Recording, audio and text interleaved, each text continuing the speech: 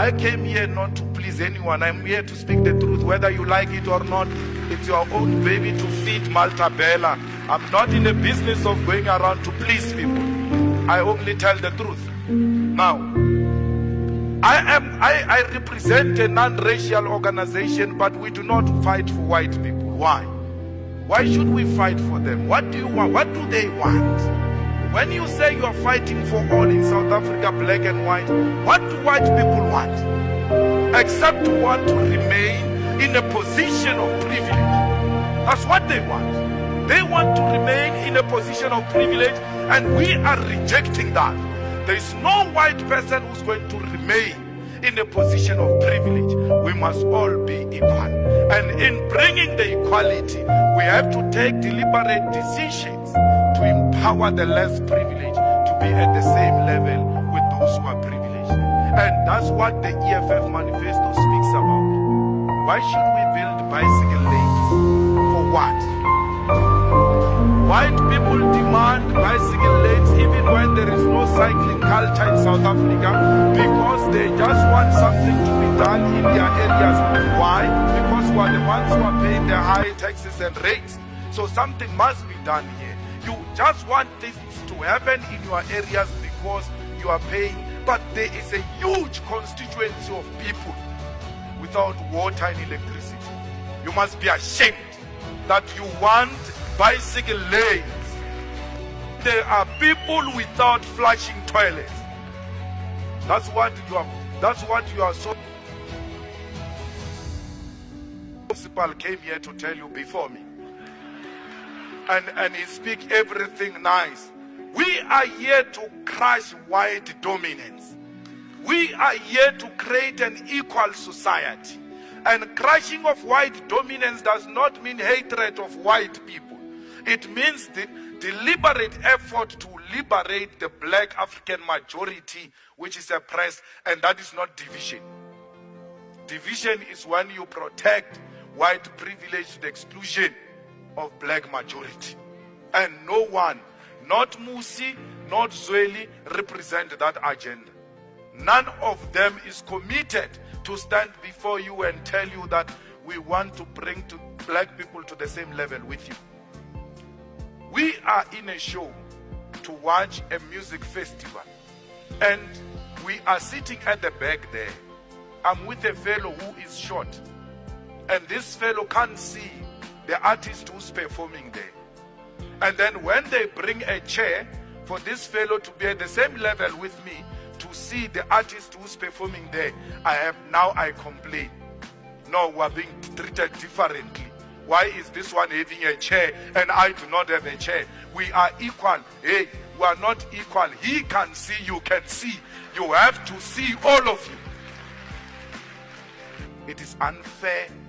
It is actually undermining the agenda to fight for equality. We need to empower the poor masses of our people, and the rich and the privileged ones should be at the forefront of subsidizing the poor, working with government. What is the agenda here? You want water, they want water. You can afford to pay for water, they cannot afford to pay water.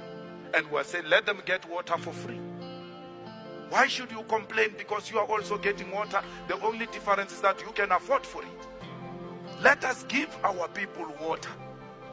Our people live in houses in the urban areas with taps which can't produce water because the municipalities have closed. There is no difference between Pick n Pay and the municipality.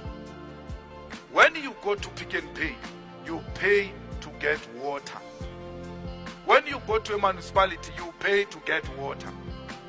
Municipalities must not be run like business entities. They must know their first mandate is to deliver services to our people. They must not think their first mandate is to collect money from the people. Give the people water and make those who can afford to pay, pay. And then create methods to raise money.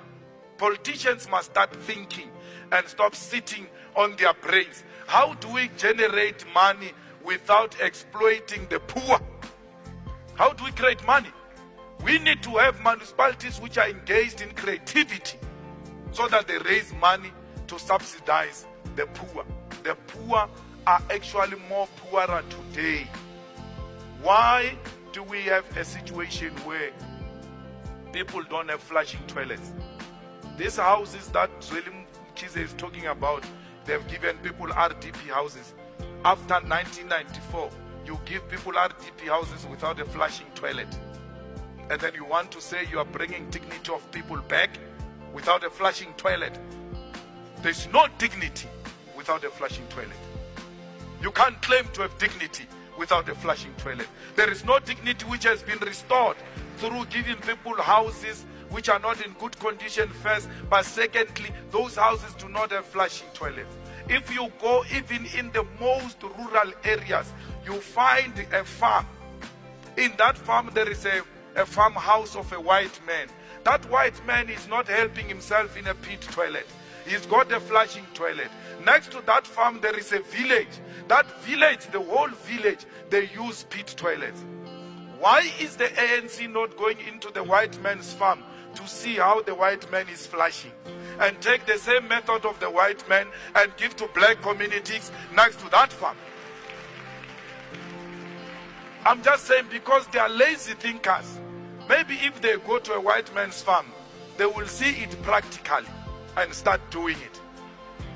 They can't think of how do we give our people flushing toilets. I had a farm myself which was taken away from me by the ANC and given to a white man again. Now, next to that farm, there was a village without flushing toilets, but that farm had a flushing toilet. There was electricity. That's the most painful thing. Electricity in all these farms. And as you follow the poles which are providing electricity in the white farms, they pass the village without electricity. Where is the explanation for that? You give the farmers electricity, you don't give our people electricity. Yet the poles are passing there. And I support this thing of illegal connection of electricity, because those people are actually demonstrating to government practically that you are fools. This thing is doable. We've just done it ourselves. We've just done it ourselves. So that thing exposes the government of the ANC that it is not true, that it is practically impossible to deliver electricity to us. We are doing it. And therefore government must feel ashamed and move in to give our people safe electricity after being exposed by our people. They come here and talk about the land. And they ask Musi, what is your land policy? He waffles here and you clap hands for him, because he has not said anything on land. He says, I support land restitution and redistribution. But the moderators don't ask him a simple question. Since you support land restitution and redistribution, who have you given land in Western Cape? Who? Who have you given land? Helen Zille. Who have you given land? Musi. Where we govern, you even change accent. We govern very well. Where have you given people land? There is no democracy without land.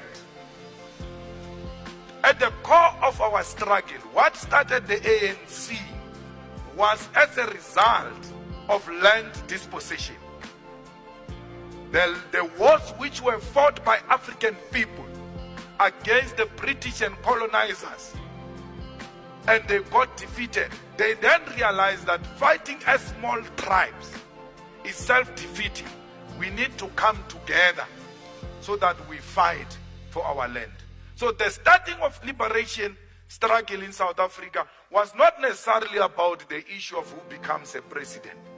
The issue has always been the land. Mandela went to prison for land. Sobukwe was killed for land. Steve Biko was killed for land. Chris Hani was killed for land. They were not killed because they wanted to become politicians in air-conditioned offices. The land question is non-negotiable. Thank you.